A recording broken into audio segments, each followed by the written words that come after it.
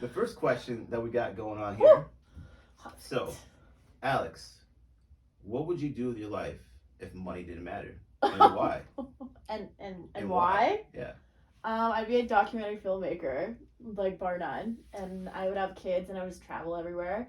And yeah, that's about it. And why? Because I like storytelling. I don't like when people are mean to other people, so I like to expose them and like make sure they get canceled. Um, so it seems like the right thing for me because I like social justice and emotion. So you could go deeper. I don't know. Does it stem from your days of going to UW? What the hell? How does that go deeper? Oh yeah, I went to a hipster school. No, it was way before that I was into film. Oh, if you want to get real deep. That's what we're here for. Oh my god. Okay. When did I first want to make a documentary? Well, I first got into film in high school. Because I had no friends. Well, I have friends, but I didn't really fit in anywhere. Were your friends TVs and VCRs? Yes, actually, because I liked watching VHS. I preferred it. I'm pretentious. So actually no, I got a box of old black and white films. Actually, let's premise this. Why are you interrupting? Okay, go on. He doesn't respect his guests. He's being a total Jimmy Fallon right now. Jimmy Fallon would be laughing like at everything right now. I know, but he also interrupts and people are like, "You're so annoying, Jimmy." So let me just finish this tangent. Let me just get. Go ahead. Have a snack. I got an old box of my cousin's VHS films, like old black and white. We had a bunch of Audrey Hepburn films, Marilyn Monroe, and I was obsessed. And I just watched those on the weekends because, like, even if I could go out and I had friends to go out with, I didn't want to. I just wanted to, like, have chill hangs, so I would just do that and, like, eat good food. And I became obsessed with film. And yeah, what did you want to interject? Honestly, is there like a family member that really like influenced your taste in film? Oh my god. I'm just wondering, because it usually starts from somewhere. Yeah, but that part's me. I'm not gonna give this to Mac. I know you're trying to give my brother clout, but I'm not gonna give that to him. People were like, "Oh, you just like got into cool stuff because you're brothers." I'm like, yes, I have 2 older brothers. But they didn't introduce me to a black and white film. They introduced me to really disturbing experimental films. But yeah, I had more patience than most people for those types of films because of my brothers. So I'd say that's an influence, but not the influence for documenting people's lives. All right, so there you have it, viewers. We got Alex wants to be a documentary filmmaker, have kids, and travel the world at the same time. Are you mocking my dream? So I want to dig into something a little bit there that you mentioned there. So you're talking about, you want to get people canceled and stuff like that. So that was a little exaggeration. I mean, but it relates to one of my questions of how would you what is your opinion on the current state of cancel culture? Well, funny that you asked that because I have come a little bit more neutral, probably dating you, but I'm a very accepting and tolerant, forgiving person. No, he's not! I would never date a conservative. Never. But I mean, I'm open to conservatives changing their ways. Cancel culture, I think we should judge people more on their willingness to learn and take responsibility for their actions. But if they continue to not take responsibility, then yeah, like they should be. Yeah, I'm not against a little bit of like shaming. All right, fair enough. Like sometimes I feel like, do you feel like people get shit on too much for the past mistakes and they've grown from it, but they still continue to get shit on it? Yes. And that the world doesn't give people a chance to change? Yeah, and I think that's actually preventing the change. And before I was like really hardcore, but then I looked at myself and I was like, well, I've made mistakes from 10, 5, even a year ago that if someone found out about it, I would cancel you. Or cancel me. They'd cancel me, right? So now I'm like, well, I should be a little bit kinder, and like the best way is just like talk to them and like figure out why they think that way and not cancel them. Like figure out where they learned that from. Yeah, you want your cancel to be like the season of Friends, really drawn out and understood, and you get a chance to live your life. Are you talking about like the finale of Friends? You didn't even watch that. I know, but I know it was on for a long time. It took a long time to get canceled. I don't even know if it got canceled. They just decided to end it. Exactly. Because it was that iconic. Exactly. But today's standards, they'd be canceled. Possibly. Yeah. All right. Well, I want to ask, Exposed. what have you learned? We've been together for a long time, so 6 years. 6 years. So cut us some slack. Sounds like you don't want them to come. Black people have come a long way in 6 years. Oh my Okay, so I wanted to say, obviously, I'm a person of color. What? And No. we are in an interracial relationship. Why didn't you tell them about your background then? You don't want people to assume. Okay, don't. I know what you're trying to do. You're trying to make me seem like this bad white person. Alright, that's enough. You don't have to share. Fine. Alright, it's just about you. We're interviewing you today. You just said to the camera, I'm obviously not a white person. Okay, whatever. Alright, well, I'm of Filipino and African American descent. There you go. Anyways, so, this is a general question. It's not very hard, but what have you learned most from being in an interracial relationship that you wanted to learn by being in a regular one? Oh God, lots. How privileged white women are, how privileged, well, I already knew how privileged white men were, but I didn't know the extent of like my white feminism, and just like I was emphasizing just things that affected me. And so by dating you and then seeing like how different we grew up and how I had a pretty comfortable life, that I expected things to come to me automatically. I would say that's one of the biggest things. I had to humble myself. And then second of all, how complex interracial relationships are. Yeah, it's so funny. My mom, when we first started dating, she's like, classic question. She's just like, What did we met him? Alex, yeah, first day meeting Alex, it was just like, Alex, are you ready to date a black man? Like, point blank. And Got it. And at the time, I'm just like, yeah, it's like 2016, 2015. I'm like, duh, you don't even know, of course. But there's a big difference between having like a interracial fling and an interracial long-term relationship, I would have to say. So I had flings with people of color before, but never a serious relationship. So yeah, I thought I was at like the base level of ready for dating a black man, but I had no idea the extent to what you go through on a daily basis and how to make you feel safe and comfortable around me and my family and my world. Yeah, once you get past the icing on the cake and you get to the deeper layers that build that beautiful cake, you realize there's some deep chocolate that you gotta... Oh my God! You guys, I don't call him chocolate, please. Anyways. So inappropriate. Good answer. He just called himself a cake. I mean, yeah, you're sexy, but come on. Good answer. All right. So that was fun. And all right, let's go back into a more deeper question here. What do you hate most about the internet and why? Where did this one come from? Well, funny you should say. I'm on a semi-social media break right now. Because it triggers the hell out of my obsessive compulsive disorder. There's too many messages in society that are conflicting that it really messes with your intuition. And a lot of people aren't living like the life they want to live. They're just living the life like they think they should be living. Because of that. Why are you just staring at me? I don't like that. That's what I think about the internet. But I also love the internet. Like, I'm obsessed with YouTube. I probably watch like 10 YouTube videos a day. All right. I love learning new things. I love seeing people express themselves. And I love, if we're going back to cancel culture, I'm loving, like, back in the day, you wouldn't be able to, like, see all these different opinions on the internet. I'll give Alex some kudos, She follows a lot of people of color for, like, her, like, social, like, for who she follows on YouTube and stuff, so it's good. You've noted it? You look at my following? No, but I've noticed it. Like, you don't follow just people that you look like, No, When I met so you kind of just, well, maybe not too much. That's not true.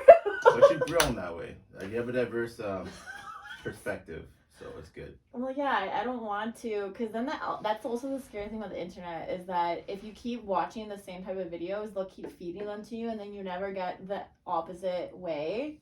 So I try and find the opposite view of something when Isn't I see that something. crazy? It works just like real life. What do you mean? Whatever you surround yourself with, you just absorb. Oh my God! And you get more of the same. You're so wise. What a host you are. But yes, more or less, you have to be really careful on the internet. But I just love how much like information I can like access in a second. Like I would die going to school. Like I would like to like go back to the 60s for the fashion, but at the same time, like my mom, well, she went to university in the 70s, but they didn't have computers yet. So she was just like type or writing with her hand and then searching books for hours. Awesome. Like expectations would be so much lower. It'd be like, oh, you have a month to write this paper. I'll have to ask her about that actually. Yeah, whereas you would, because were the expectations the same and like they're actually like forced to work harder and we're just lazy? You couldn't just search something on the internet. You would have to like go to the archives and talk to the librarian and go through like those scanned newspapers and like. I'm gonna have to ask. I don't know. Maybe the deadlines are the same. Well, we'll see. All right, I'm interested in that actually. Mom, let me know later. All right. So we got about 10 minutes left, so I'll ask you. You don't have to go by the time. Okay, I'm just trying to be respectful of their allotted time for this podcast. Okay, well, I don't want to go like way past Alexis's, but. All right. Ooh, I got some. What's a good one I can throw in here? What is your most? Wait, are we done the questions already? No, I got a lot of questions. Oh. You said you were struggling. No, I just like which one will fit in this time frame that will fit like kind of the vibe we're going with. So tell us about, let's have some fun here. Tell us about your most embarrassing childhood moment. All right, Ellen DeGeneres. My embarrassing childhood moment? Yeah, I want people to know, what made Alex. What made Alex? I don't know. People were laughing at me all the time because I was very emotional. But I don't get embarrassed easily. That's the funny thing. You never tripped over yourself in class or, like throw up over a table. I threw up on a table once in grade 1. That's embarrassing. In the library. I did slip in high school once, but I laughed it off. Like, I don't know what happened. Well, Alex was perfect, everybody. Well, no, it's so funny. I have less shame about that stuff than other things. Like, if you make fun of my feelings or, like, me crying, I will go ballistic on you and I'll be super shameful. But if it's just something stupid like falling, one time, I'll tell you this. This is pretty wild, I guess. Grade 8 art class at lunch, because I'm that cool kid. We're just like deciding to eat in there like cool kids, me and my friends. And we decided to put on Holla Back Girl by Gwen Stefani, like blast it in the room thinking no one would hear us in the school. And I started dancing on the table in a suggestive manner. Right. And who comes in? Our wood shop teacher. And he was like, "What the fuck are you doing?" He's like, "Get out of there!" Now to flip that, I want to change the wording of this question. What's the bravest thing that you've done in your life? The bravest? You're gonna troll me. No, I'm not. I mean, I feel like you know what I'm gonna say. Do you? I told you I knew a lot of these answers already, but I'm throwing these out there to tell you about her magnificent solo trip to Japan by herself. But it would have been an incomplete episode if we didn't hear about this trip. So I feel like we gotta go in. He likes to bug me, but I'm like, hello, you haven't done that for a month by yourself. Okay, I'm just saying. Yeah, what age was I? This was so long ago now. 5 years ago. 22, 23? Yeah, 5 years ago I was 23, I guess. That makes me so sad. Yeah, so in 2016, 2015. 2016. No, I know, but I'm like building up to why I did this.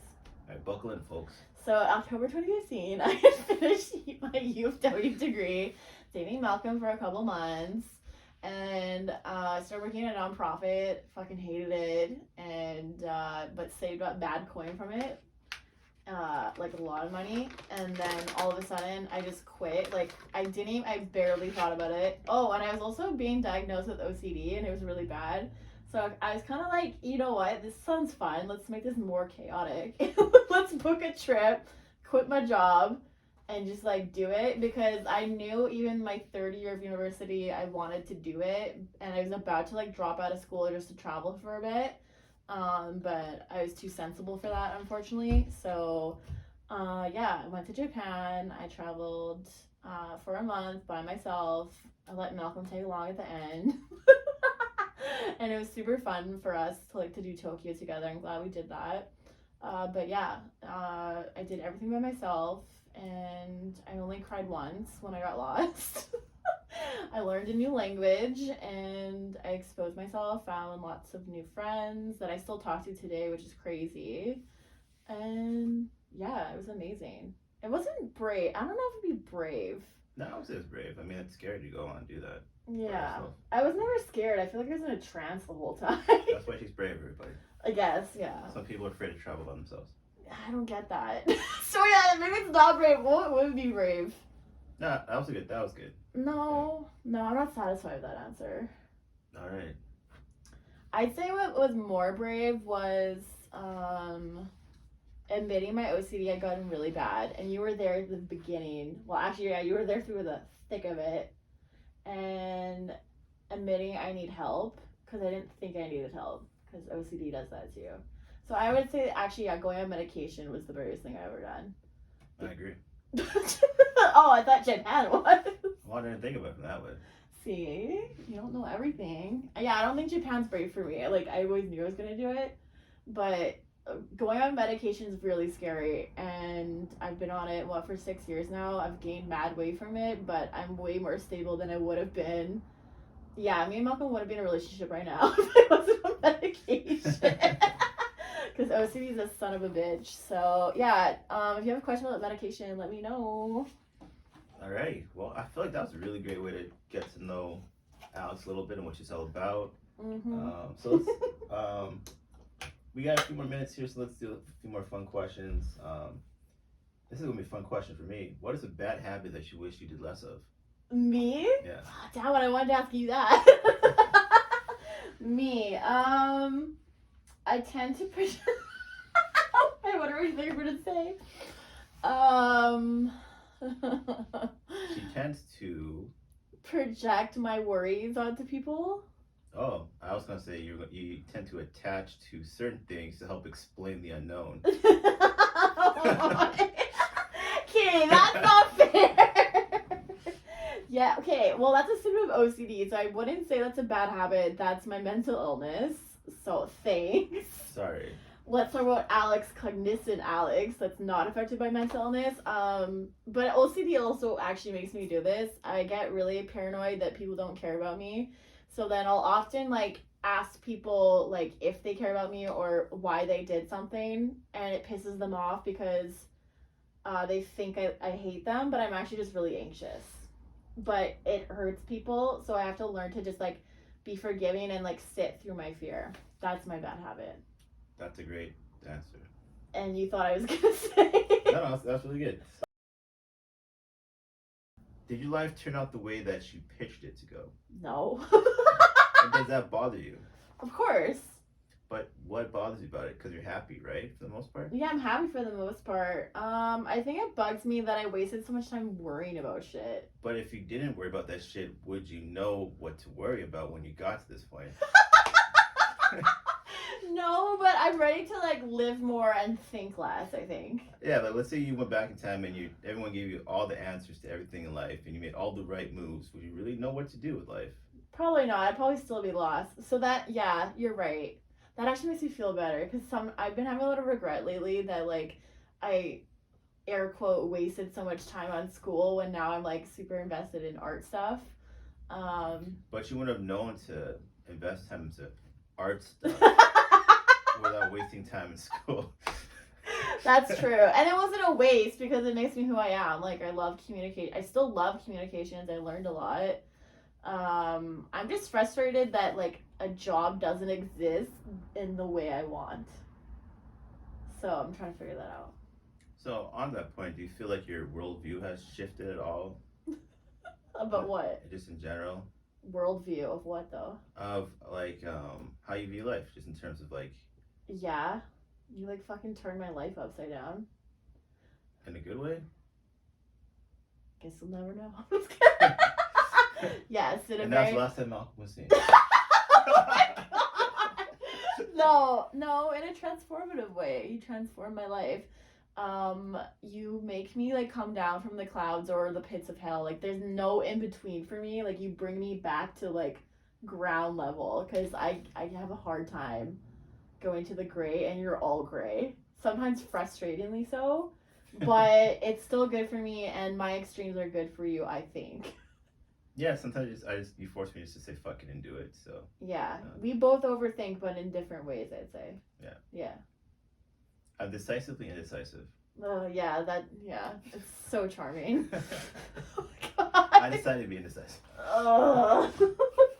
Yeah, it's a little painful, but no, I am happy with where I've come. It's just, I do regret thinking too hard. I think.